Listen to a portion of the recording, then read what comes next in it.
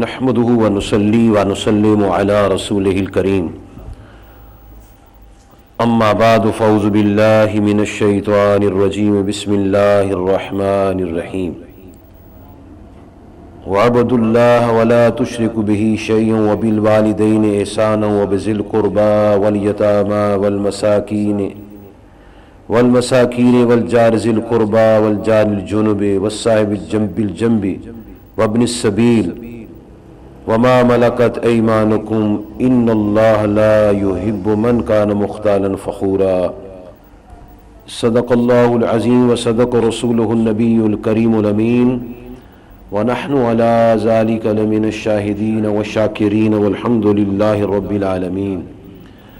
وقال الله تبارك وتعالى في شان حبيبه صلى الله عليه وعلى آله وصحبه وسلم إن الله وملائكته يصلون على النبي يا أيها الذين آمنوا صلوا عليه وسلموا تسليما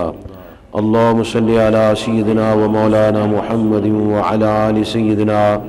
ومولانا محمد وصحاب سيدنا ومولانا محمد وبارك وسلم الصلاة والسلام عليك يا سيدي يا رسول الله وعلى آلك وصحابك يا سيدي يا حبيب الله الصلاة والسلام عليك يا سيدي يا رسول الله وعلى آلك وصحابك يا سيدي يا حبيب الله السلام علیکم ورحمۃ اللہ وبرکاتہ۔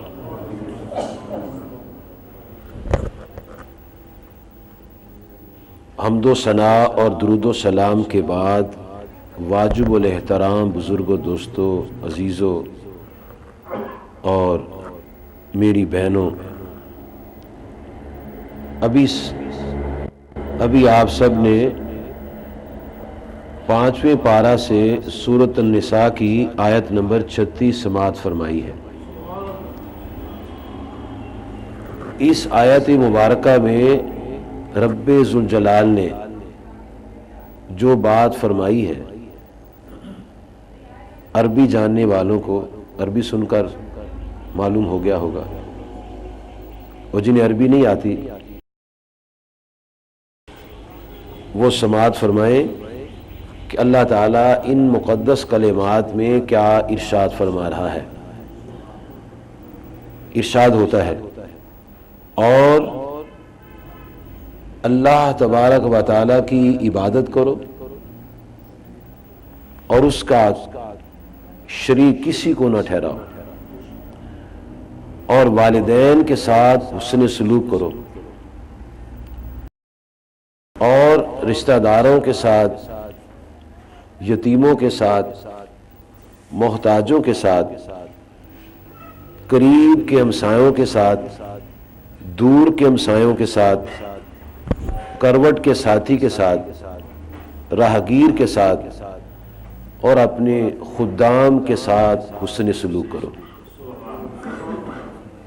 بے شک اللہ تبارک و تعالی اکڑنے والوں کو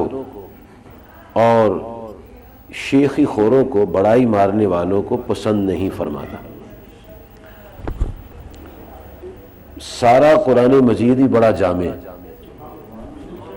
اس کی ہر آیت جامع اور مکمل مضامین اس میں ہیں۔ اس ایک آیت مبارکہ میں پورا نظام زندگی اللہ تعالیٰ نے بیان کر دیا، اپنی بندگی سے لے کر انسان کی زندگی اختتام تک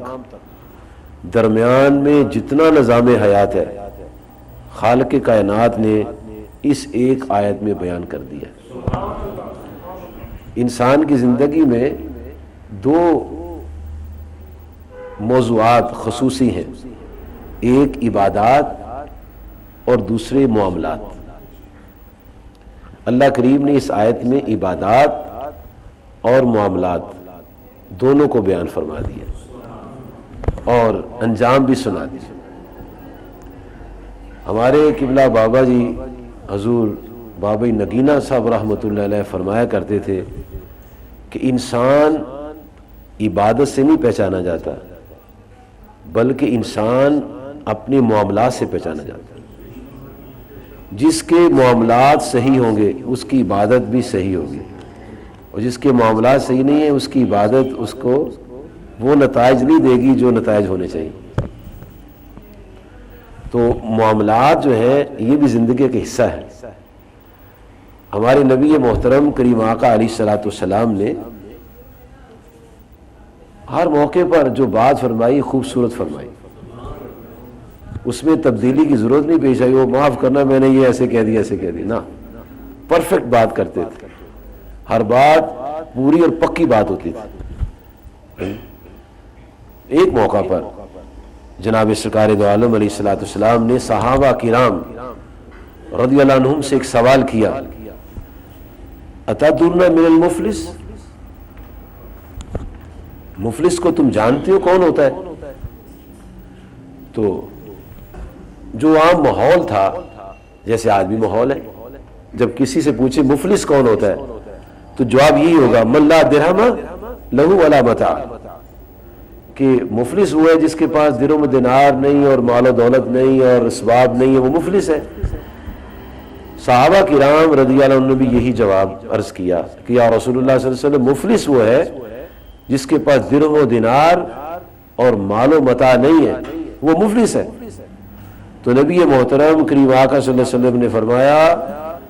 المفلس من امتی من یاتی یوم القیامت بصلاۃ وصیام وزکوٰۃ، کہ میرے امتی بعض ایسے ہوں گے کہ وہ قیامت کے دن جب آئیں گے نماز ان کے پاس ہوں گی، روزے بھی ان کے پاس ہوں گے اور زکوٰۃ بھی ان کے پاس ہوگی۔ ویأتی قد شتم ھذا وقذف ھذا وأكل مال ھذا وسفك دم ھذا وضرب ھذا، لیکن وہ ساتھ یہ بھی لے کر آئیں گے، کسی کو گالی دی ہوگی، کسی پر تہمت لگائی ہوگی، کسی کا مال کھا گئے ہوں گے، کسی کا خون بہایا ہوگا اور کسی کو مارا ہوگا، یہ بھی ساتھ لے کر آئیں گے۔ اور وہ دن قیامت کا دن، انصاف کا دن، ایسا انصاف کا دن ہے کہ حدیث شریف میں آتا ہے اگر کسی سینگ والی بکری نے بے سینگی بکری کو دنیا میں سینگ مارا ہوگا تو اللہ تعالیٰ اس بے سینگی بکری کو بھی انصاف دے گا۔ جب جانوروں سے انصاف ہوگا تو انسان تو سب سے معاملات میں، عبادات میں سب سے آگے سے بات ہوگی۔ ایک حدیث میں آتا ہے کہ قیامت کے دن سب سے پہلے ہمسائے کا حساب ہوگا کہ ہمسائے کے ساتھ کیا سلوک کیا۔ تو نبی صلی اللہ علیہ وسلم فرماتے ہیں جب حساب شروع ہوگا تو وہ شخص جس نے گالیاں دی ہوگی، کسی کو تہمت لگائی ہوگی، کسی کا مال کھایا ہوگا، کسی کا خون بہایا ہوگا یا کسی کو مارا ہوگا، وہ اس دن جمع ہو جائیں گے کہ یا اللہ اس نے مجھے گالیاں دی ہیں، اس نے مجھے مارا ہے، اس نے مجھے یہ کیا ہے وہ کیا، سارا کچھ ہر چیز سامنے آ جائے گی۔ تو اللہ تبارک و تعالیٰ پھر انصاف فرمائے گا ان سب کو جن کے ساتھ زیادتیاں ہوئی ہیں، اللہ تعالیٰ ان کا بدلہ ان سے دلوائے گا، لیکن اس میں کچھ نہیں پاس ہوگا، کوئی درہم و دینار نہیں ہوں گے، کوئی مال و زر نہیں ہوگا، کوئی اسباب دنیا وہاں نہیں ہوں گے۔ تو پھر نبی صلی اللہ علیہ وسلم کیا ہوگا کہ جس نے زیادتی کی ہوگی،